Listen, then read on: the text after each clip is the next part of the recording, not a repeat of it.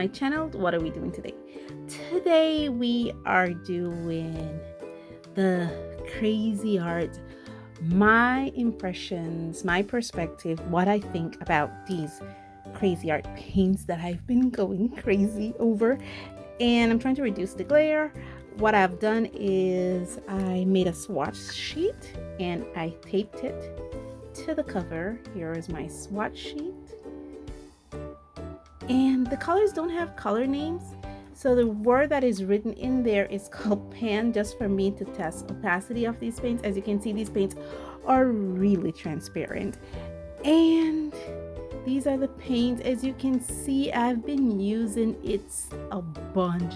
I've already hit pan on several colors, and I'm gonna show you what I've been doing with these paints, and then I'll discuss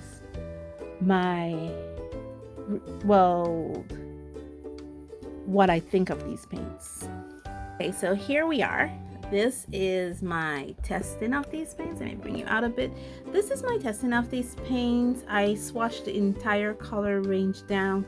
I did some wet on wet, wet on dry, color mixing with wet. I did a color mixing wheel, and I did some layer with these, and I also did a illustration with these. And here I put in the side pocket that I use the Crayola colored pencils for special effects. So I've been doing some form of mixed media with these using the Crayola color pencils. And I did this in August because I was so excited when I got these. Like I said in that haul, these paints, I kind of miss working with the Crayola washable paints, so I got these. So I was like super excited when I got these, and I've been working with them since. And so for the Cra-Z-Art, I did my review. This is my testing sheet for watercolors. Now I have developed these. I am sure by now I would have them as free downloads on my Patreon for you guys, so you guys are free to use them. I was told it's a bit detailed, so whatever details you guys don't really look for, you can skip. But all in all, let me put this away a bit and let's discuss all the things that I've been working on when it came to these. Now, I bought these at a local store called A&R here in the country of Belize, and I actually translate the currency to US dollars rather than Belize dollars because most of my audience are in the US. In US dollars, it costs 1.31 cents, which is about $2.62 in Belize dollars. Each paint, because I got a 16 paint set, cost about 8 cents, which is about 16 cents in Belize dollars. The full color range I have here 21, but I've now learned it's actually up to 24. And they come in tempura and jumbo size. The content of these paints, these ones that I have here, is about 1.4 grams. Now these paints does not have any pigment info. There is no light fast testing done on these paints, guys. They do not have any pigment info written on them, no light fast info, and all the standard information you will get on professional watercolor paints, such as opacity, granulation, staining, and they don't have color names. They only have their brand name, and some professional paints, paints designed for professionals, I've seen a item number for quality control, but these obviously don't have them. I couldn't get in contact with the company. I tried my best. The website was not very user friendly, but from my experience, these are dye based, so I put that there. As you can see, I wrote a bunch of notes, guys, about these paints. So I'm gonna be discussing that while doing my paint along or my illustration over here. But in here I have These are for paints that are in tubes, paints that are iridescent, metallics, or neon. But these paints are none of these. These are just regular dye-based paints. And so I use these two as a scoring. This is a possible scoring out of 24. And out of 24, I gave it its vibrancy score, but only half of that. So I gave it 1 point for vibrancy. The full mark is 2. And I gave it half because they are vibrant. They are not liftable. They don't granulate. They don't gradiate. They do re-wet somewhat, so they get a point for that.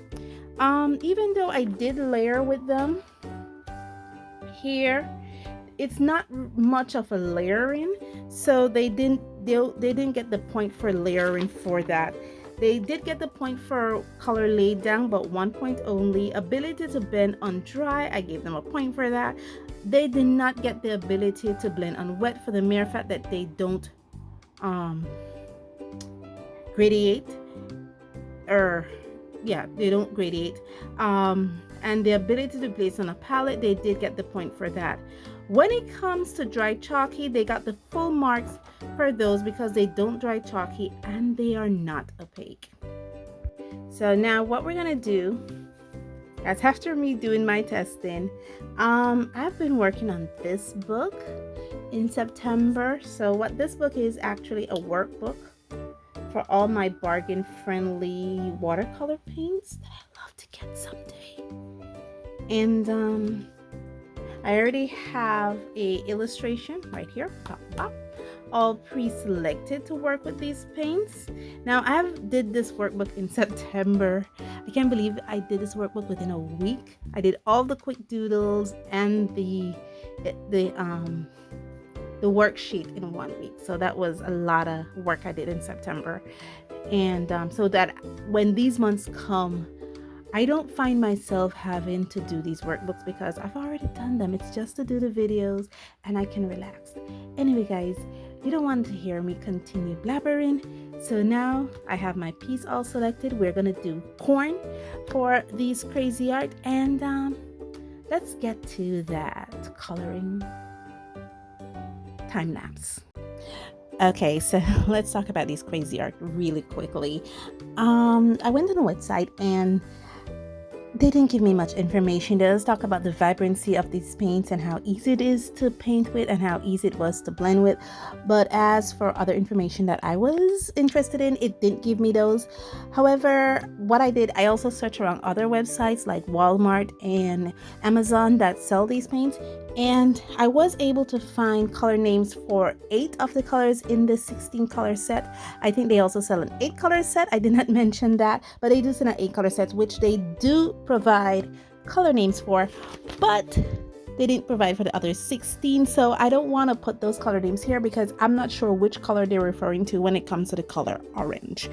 The other thing, I think it's better to work with these paints on a cotton or a cotton blend paper, but the paper I'm using is actually a mixed media paper.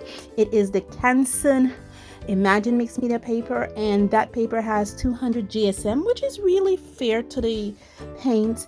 The brushes that I use, I did not use the brush that came with the Cra-Z-Art because honestly, guys, I don't master the use of that brush, so that brush is not for me. I use my own brush, and the brush that I found work effectively with these is the Milan 311 brush, which I also did use, and you can also see it featured in this session. One of the other things I should talk about is the fact that these paints had somewhat of a skin. I will put the picture up for you to see it. It does grow a skin, and right under the skin it had like this gritty sandy kind of texture. After that, the white is not opaque at all. I have yet to use the white in a color mixing session, but if you can see on my swatch, the white wasn't opaque. So it wasn't something that I could use for pastel, at least I don't think so. The other thing that I had with these is that it had a very high inky scent. Yeah, that's how I think it was ink based, because it had such a huge high inky scent that it was almost nauseating. Guys, Thank you so much for joining me here. I am going to wrap this up here. We're going to talk a bit more about these paints. And even though they're not the best paints in the world, they're some of the fun paints to work with, I will say. And I love working with these. Thank you so much. I'll let you enjoy this session for the next 15 seconds or so. Just enjoy watching me paint this. I can't tell you the colors that I use because honestly I don't know which colors are yellow, I don't know which colors are green, I don't know what they're classifying, even though the color has like 3 greens, 3 yellows, and I think there's a red here, but I'm not sure if it's a red that I think is red or the fuchsia looking color they're calling red. I don't know. Anyway guys, thank you so much. I'm gonna see you in the end. Please enjoy the last 15 seconds of me painting this.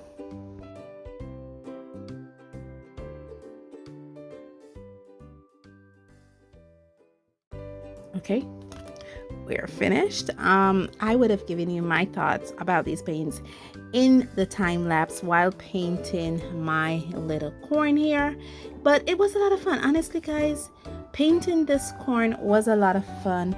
I will not classify these as something if you want to be a serious watercolorist you can use.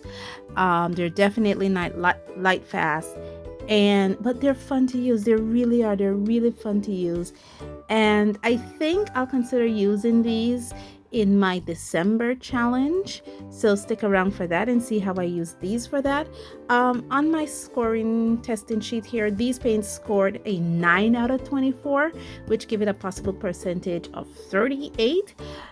I am not going to, I wouldn't say I'm not, but I have not ranked my mediums that I'm testing as yet as excellent. I do have a ranking here: excellent, very good, fair, and poor, but I personally have not ranked them as yet.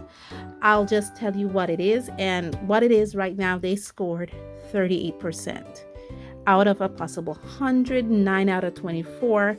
So you take that as what you will, but these are fun paints to work with. As you can see, the brush is still in there. I haven't mastered these brushes, and I don't think I'm going to. I honestly, I don't think I'm going to, because it's really hard to master these brushes, so I didn't use them. I used my own. Let me know what you think of the Cra-Z-Art Washable Watercolor Paints in the comments below. Guys, have you used them before? Is it something you've seen but you know that you don't want to use them? What are your thoughts on them? Let me know all that beautiful goodness in the comments below. And as always, thank you for joining me so much in this journey. And guys, please stay safe, stay blessed, and I'll see you in the next one. Bye.